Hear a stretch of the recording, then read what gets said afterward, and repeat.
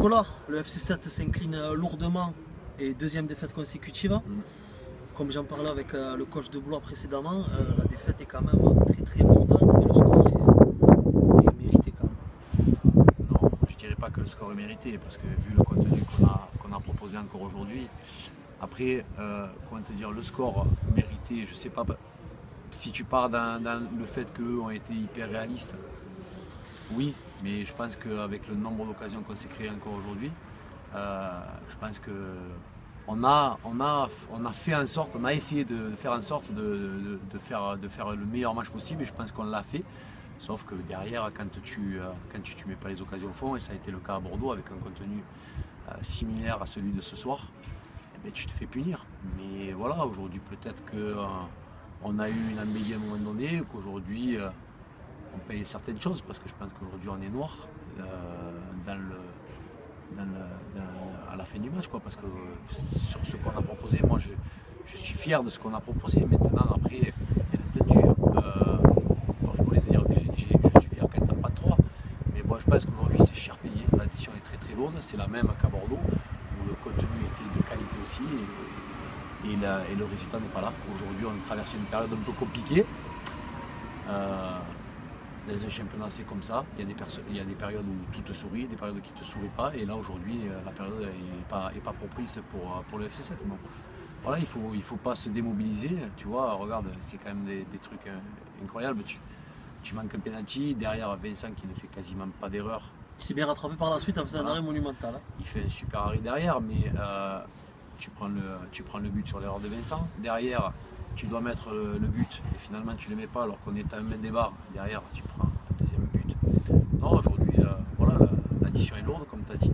Je ne pense pas que le score soit mérité. Maintenant, voilà, ils ont été peut-être plus réalistes que nous et aujourd'hui on voit que ce manque d'efficacité nous fait cruellement défaut. Une petite question sur le penalty. Didier Yahouboussetchi s'est chargé de le frapper. Il y a une petite chamaillerie avec Jean-Michel Orsatoni. Oui. Est-ce que tu penses que ça l'a peut-être déstabilisé, ça a joué sur son échec, non, avec un bel arrêt du gardien quand même. Tout à fait. Non, je pense que oui, je l'ai dit sur le coup, c'est pas avec Jean-Michel, c'est avec Jordan. Ah, voilà. Et donc c'est peut-être ma faute parce que dans les vestiaires, j'ai pas signalé le tireur aujourd'hui. Donc c'était tellement évident pour moi. Hier, j'en ai parlé à l'entraînement, c'est Didier qui frappera. Et puis voilà, je pensais que Jo, avec son échec de Romoranté, ça allait encore lui trotter dans la tête. Et comme je sentais que le match ne souriait pas, je me suis dit il vaut mieux que ce soit Didier. Donc j'ai interpellé Didier pour qu'il prenne le ballon. Voilà, j'ai pris la décision, malheureusement. Voilà, il y a le résultat à la fin, il ne met pas. Et puis on se fait coincer derrière et puis on prend ce but. Voilà, aujourd'hui, c'est une grosse claque, c'est un bel uppercut. C'est justement, je pense que c'est une belle boîte. J'allais en venir là pour terminer, j'allais te demander comment était le moral des troupes. Mais le moral des troupes, tu es dans les chaussettes, bien entendu, que tu vois Vincent Papalardo qui est un taulier de ce club, qui a les larmes aux yeux parce qu'il a fait cette erreur. Tout le monde l'a pris à cœur. Voilà. Aujourd'hui, on sent qu'il y a de l'injustice par rapport à ce qu'on propose et qu'à la fin, on n'est pas payé par rapport à ce qu'on fait. Donc voilà, c'est une mauvaise passe, elle est compliquée, c'est dur. Moi je suis abattu aussi, je te le cache pas, il va falloir vite que je rebondisse. Donc j'ai mobilisé tout le monde dans les vestiaires à la fin du match en disant qu'il faut continuer à travailler, il ne faut surtout pas baisser la tête, il faut réagir la semaine prochaine en Coupe de France en espérant qu'il y aura la qualification au bout parce que sinon ça commencera à être un petit peu compliqué. Et voilà, aujourd'hui je pense que dans ce qu'on a proposé, dans le système qu'on a mis au départ, on les avait bien coincés, on les avait bien cadenassés. Il a manqué, encore une fois, comme à Bordeaux, la finition, le ballon qui va se contrer, qui rentre dans le but, ou peut-être Didier quand il se présente seul qui le mette. Voilà, aujourd'hui, c'est dur, voilà. Mais bon, on a eu un bon passage, donc maintenant, on est dans le dur, on va relever la tête s'il la faut, et moi le premier. Dès lundi, il faudra que j'arrive avec la force de vouloir rebondir sur le match de Coupe de France. Mais voilà, je suis un compétiteur, donc je suis habitué à ce genre de déroulé de match. Voilà, faut rester concentré, il faut rester concerné. On savait que les mois qui arrivent vont être compliqués parce qu'il y a beaucoup de matchs. On n'a pas arrêté depuis le début qu'on a commencé. Donc on n'a pas de repos, on est là, on bosse. Et bon, aujourd'hui, on n'est pas payé. Il faut des moments comme ça dans une saison aussi, c'est comme ça qu'un groupe se solidifie, se soude aussi. Je pense aussi. Et c'est là où on verra la véritable force du groupe. Je pense que depuis le début de la saison, on montre d'énormes valeurs, d'énormes vertus au niveau du groupe. Et je pense que c'est dans ces moments-là qu'on verra si on est un groupe solide et si on peut aller chercher quelque chose à la fin de la saison. Aujourd'hui, avec les résultats qu'il y a, il faut oublier, comme je t'avais dit à un moment donné, le côté ambitieux du championnat, se repositionner et se dire que bon, il faut maintenant laisser ceux qui sont en dessous le plus loin possible. Donc on n'aura pas un match facile le prochain match du championnat puisqu'on ira au Moulin qui a encore gagné ce soir. Mais c'est là où on verra si on est des véritables guerriers et si on peut rebondir. Nico, merci et qualification en coupe pour la semaine prochaine. On va y tâcher en tout cas en France. Merci beaucoup. Allez, réaction d'après-match avec Loïc Lambert. Loïc FC 7-0, Blois 3. Déjà, est-ce que la sévérité du score pour vous est légitime ou pas?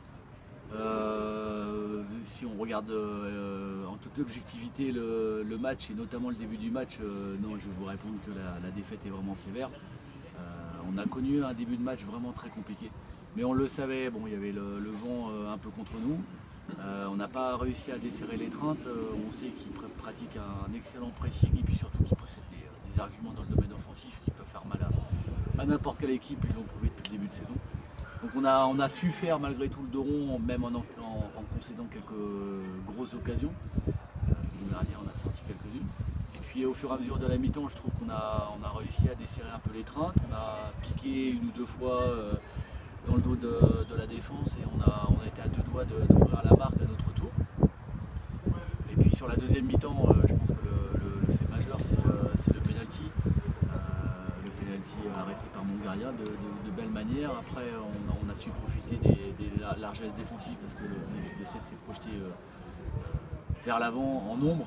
On a plutôt été meilleur dans le domaine défensif qu'en première mi-temps et puis surtout on a marqué au bon moment. Alors je n'oublie pas non plus, et je me mets à la place du gardien, l'arrêt malheureux qu'il fait qui nous permet d'ouvrir le score et à partir de ce moment-là évidemment les espaces s'ouvrent et puis on a su profiter de la moindre occasion pour marquer un but. Pour marquer deux autres buts. Alors c'est sûr que la victoire est belle pour nous, mais on va pas faire la fine bouche, le voyage retour va être beaucoup plus léger. Mais en toute objectivité, en étant très lucide, on a pris quelques rafales au cours de ce match. On va se contenter bien volontiers de cette victoire. On marque 3 buts, on n'en encaisse pas, même si je n'oublie pas qu'on a concédé énormément d'occasions. Peut-être c'est le match où on concède le plus d'occasions depuis le début de saison. Mais vous vous rassurez après la défaite la semaine dernière et vous restez toujours en haut du classement tout de même. Oui, alors le haut du classement on va l'oublier et dans la tête des joueurs et dans ma tête et surtout dans la tête des dirigeants. Voilà, moi ce qui m'importe c'est de prendre les points. Là on prend 3 points vraiment très précieux. Après vous l'avez dit, 2 défaites consécutives et à Colomiers 1-0 où on avait plutôt été bon. Et contre les Herbiers qui n'a rien à faire à cette place-là parce qu'ils ont une équipe de... Ils ont gagné ce soir. Ça m'étonne pas, ils sont partis. C'est surtout les circonstances de la défaite la semaine dernière parce qu'on les a vraiment malmenés. Et puis on encaisse 2 buts où on leur fait 2 cadeaux et notamment le deuxième but où on se projette vers l'avant pour gagner le match et on prend un contre-assassin et sur une grossière erreur d'ailleurs de mon gardien. Donc sur les matchs ça s'équilibre. Voilà, on restait sur 2 défaites en championnat, on n'avait pas pris de points, il fallait absolument réenclencher. Je me serais volontiers contenté d'un match nul ce soir. Maintenant, on va pas faire la fine bouche. Voilà, on va pas faire la fine bouche d'avoir marqué 3 buts, de ne pas en avoir encaissé et surtout de prendre 3 points. Loïc, si je vous dis que de ce que j'ai vu ce soir, votre équipe vous ressemble à l'ancien joueur que vous étiez, c'est-à-dire rigoureuse, sérieuse et du rôle, vous répondez quoi? Ah, ça me fait plaisir. J'étais pas que ça, mais à partir du moment où on sait qu'on va rencontrer une équipe armée athlétiquement, évidemment, si on ne joue pas les duels ou si on est des petits enfants, ben on explose, et notamment contre cette équipe-là, parce que toutes les équipes qu'elles ont rencontrées depuis le début de saison, ça a été un peu ça. 7 a imposé à chaque fois un pressing constant, et ce que j'aime bien, c'est sur la durée du match, avec des attaquants qui sont capables de très bien défendre, mais aussi de très bien attaquer et de faire mal à n'importe quelle équipe. Donc, ça me fait plaisir ce que vous me dites, mais je n'oublie pas aussi que quelquefois je leur demande d'attaquer. C'est ce qui nous a coûté la défaite la semaine dernière, parce que je les encourage à toujours essayer d'attaquer ou de proposer un jeu cohérent.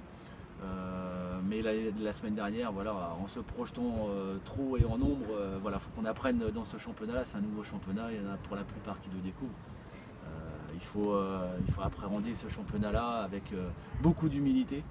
C'est surtout ça qui doit prédominer dans notre équipe. Et Loïc, pour terminer rapidement, parce que j'ai peur que les lumières s'éteignent, Ouais.